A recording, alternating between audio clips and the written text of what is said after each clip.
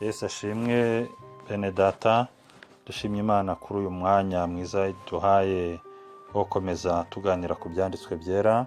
Ijambo ry'Imana ry'uyu munsi murisanga mu gitabo cya kabiri cy'ibyo ku ngoma ibice 24, ndetse dusome no mu gitabo cya Yeremiya ibice 21 no mu bice 22, Zaburi 112, ndetse dusoreze no mu butumwa bwiza bwa Yohana ibice byaho 18. Aya ni amagambo y'Imana meza duhora dusoma buri munsi, aho ijambo ry'Imana muri iki gitabo cy'abami ryongeye kuza ritwibutsa uburyo ubwami bw'i Yerusalemu cyangwa se ubwami bw'Abayuda bwakomeje gutsindwa n'ingabo z'i Babuloni ubwo bari bayobowe n'umwami Nebukadinezari. Ndetse ibyo ngibyo bibaho iyo ugeze mu gitabo cya Yeremiya ibice byaho twasomye 21 na 22 bikomeza bitwereka ko umwami ahanuza Yeremiya ibigendanye n'uburyo Nebukadinezari yabateye. Uyu ni wa mwami w'i Babuloni wateye Yerusalemu, ndetse bakatubwira ko yagiye ahatsinda ahigarurira. Nta yindi mpamvu yatumaga yigarurira iyi mirwa y'i Yerusalemu ndetse i Buyuda, tuzi neza yuko ariho hari hatuye cyangwa habaga ubwoko bw'Imana, Abisirayeli. Nta kindi mu by'ukuri cyatumaga Abisirayeli bahura n'ibibazo byose, nuko babaga bavuye mu murongo Imana yabashakagamo. Babaga bagiye kure y'Imana, bagakorera izindi mana, bakimura Imana, bakanga kumvira Imana, bakanga kugendera ku murongo Imana yabaga yarabategetse. Ibyo rero Imana yahoraga ibateza aya mahanga kugira ngo bongere bibuke ineza, bongere bibuke ubutabazi bw'Imana, uburyo Imana igenda ibagirira neza. Ari abami bose bagiye bategeka, bagiye bahura n'icyo kibazo. Iyo bimuraga Imana bahuraga n'umunyafi. Imana yabatezaga ayandi mahanga kugira ngo bongere buke ko Imana ariyo igira neza, Imana ari ishobora byose, Imana ariyo kubahwa.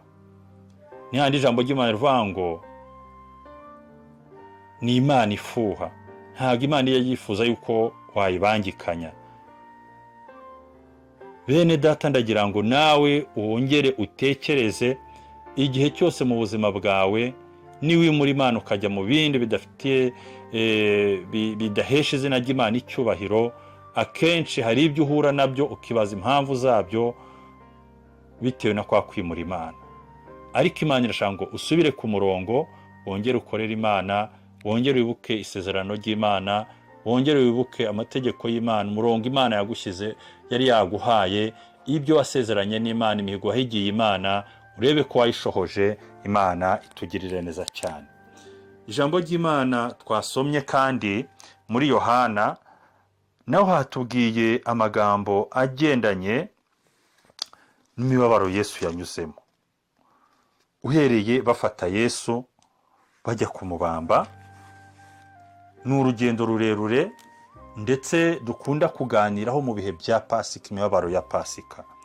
Ariko byabaye ngombwa ko uyu munsi twongera no kwibukiranya kuri aya magambo, ndetse ari naho ijambo nyamukuru ry'uyu munsi turisanga ku murongo waho wa 37, igice cya 18 mu gitabo cya Yohana 37. Baravuga ngo Pilato aramusubiza ati, none ho uri umwami? Yesu aramusubiza ati, wakabimenye ko ndi umwami. Iki nicyo navukiye kandi nicyo cyanzanye mu isi, no kugira ngo mpamye ukuri. Uw'ukuri wese yumva ijwi ryanjye. Imana ishimwe cyane. Ijambo nyamukuru ni ijambo rivuga ngo icyanzanye mu isi ni iki ngiki, no kugira ngo mpamye ukuri. Kandi umuntu w'ukuri wese ugendera mu kuri yumva ijwi rya Yesu akarimenya. Imana ishimwe cyane. ni byiza yuko igihe tugezemo tugendera mu kuri.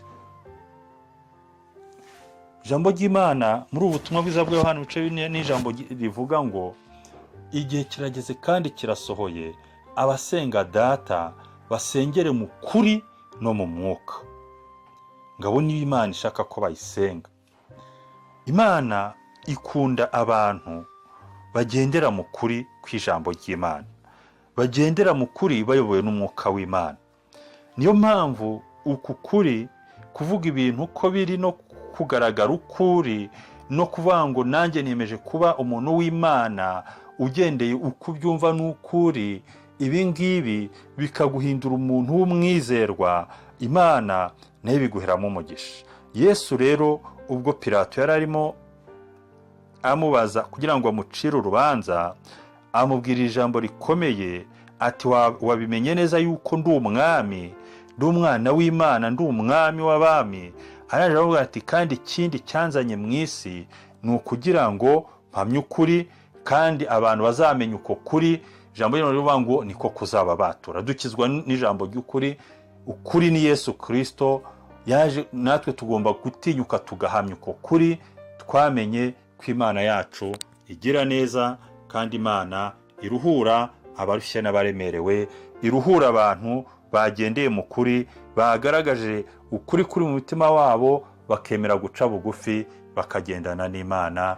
Imana ibahereza umugisha. Ijambo ry'Imana riratuburira kongera kugarukira Imana, tukagendera mu kuri kw'ijambo ryayo kandi tukagendana nayo mu buzima bwacu bwose, kuko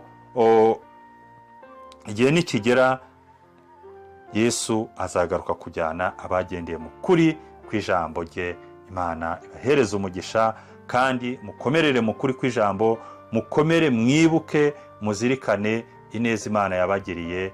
Nibyo mbifuriza mwese mu izina rya Yesu Kristo. Ntitube nk'abayuda bagiye bibagirwa bagasubira inyuma, Imana ikanda kubateza abanyamahanga, ahubwo tujye duhora tuzirikana imirimo n'ibitangaza by'Imana, gukomera kw'Imana. Twumve kandi twibuke ko nta yindi Mana ifite imbaraga zirenze Imana twizeye. Ijambo ry'Imana rivuga ngo Imana yakuye Abisirayeli mu Egiputa ikabambutsa inyanja itukura ikabarenza ubutayu. Iyo niyo Mana nyakuri ikwiye gusengwa, ikwiye gupfukamirwa, ikwiye guhabwa icyubahiro. Uko waba umeze kose, ibyo waba ufite byose, nta yindi Mana usibye iyi Mana ya Isirayeli, Imana yaduhamagaye ikadukiza ikaduha agakiza kayo ku buntu. Iyi ngiyi Yesu nawe yavuze ati naje kugira ngo abantu bahamye iby'ukuri, nanjye naje guhamya iby'uko kuri. Imana ibahereza umugisha. Shalom shalom.